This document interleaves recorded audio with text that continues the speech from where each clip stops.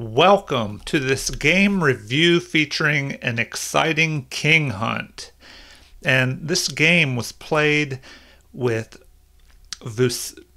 make sure I pronounce this right, Vucinic with the white pieces versus Jurovic with the black pieces. And this game begins with e4 and knight to f6, the Alekhine's defense, which you probably don't see this opening as much, but usually for white to get an advantage, he'll just push his pawn forward and chase this knight.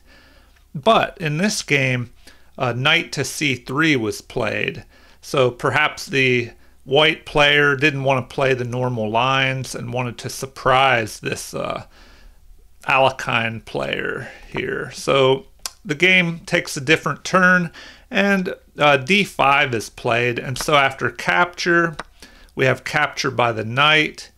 And now, instead of a further capture, which would just help develop this queen after it would recapture, instead of that, white just continues developing. And now two pieces are attacking here. Black could capture the knight here and trade off pieces further, but perhaps black was trying to go for a win and avoid exchanging down material. And so he retreats and attacks the bishop now. And so the bishop retreats back. And then we have the knight developing. White develops his knight. Now he's ready to castle. And then e5 is played by black, trying to take control of the center here, gain some space. And white plays d3 to slow this pawn down and prevent a possible future push forward, maybe attacking this knight. And so here we have bishop to g4, pinning the knight to the queen.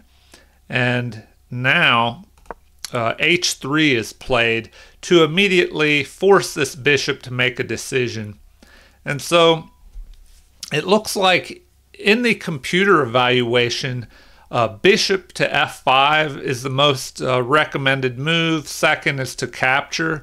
But in the game, the bishop retreats, which at first may not look like a mistake, but this allows the game to take a crazy twist in which the black king is pulled out into the center of the board and a king hunt begins. And so let's see how this plays out.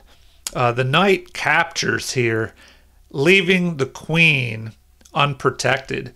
And so if we look at once again at the computer evaluation, white is slightly ahead after capturing this pawn. Excuse me. And it looks like queen to h4 by black would be the best move, but even then he is just down a pawn. And so in the game, being down a pawn, the black player chose to capture the queen. But after this move, we see the evaluation jumps drastically in white's favor, and white is winning here, and we'll see why. Now, white has one move that works in this position. So he has to capture here. He captures with check, and this forces the king forward as the bishop was protected by this knight. And then, again, one move and only one works. Otherwise, black will be ahead. And that is bishop to g5, checking the king again. And so this king hunt begins. And the king is forced further into the center of the board. And here, it's pretty amazing. Once again, one and only one move keeps the advantage with white here. So knight to e4 must be played.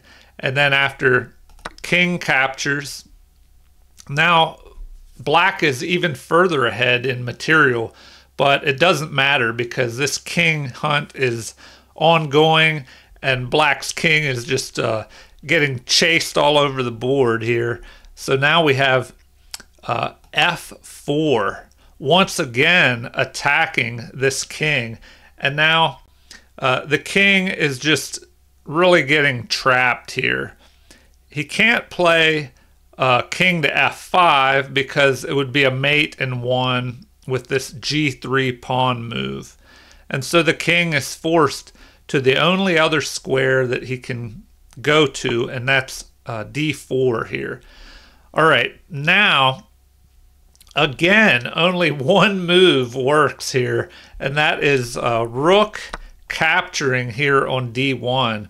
And this not only captures some material back for white, but more importantly, excuse me, it covers this d3 pawn here, protecting that, which we'll see why that's important here in a second. So now white is clearly winning here, plus 6.5.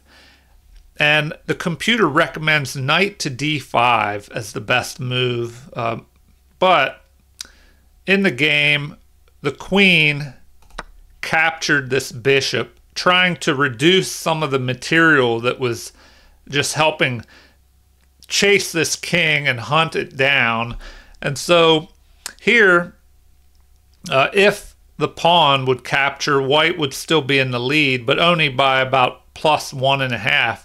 So the best move here is to continue this king hunt with c3, attacking once again and forcing this king. As we see, all these squares are covered. The knight covers c5, the bishop covers d5, and this pawn covers e5.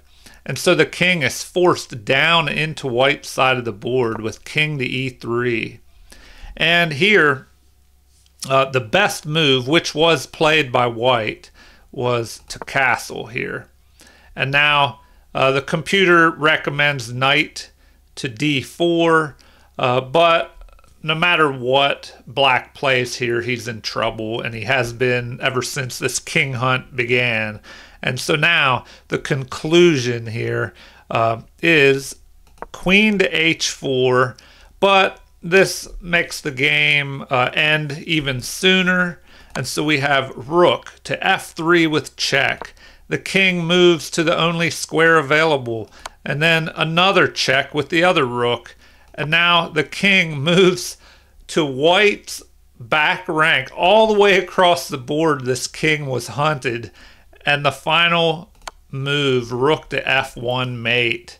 So just a crazy king hunt attacking chess game. And I thought that was a very interesting game that I came across, and I wanted to share it with everybody. I hope you enjoyed that game. If you have, please like and subscribe.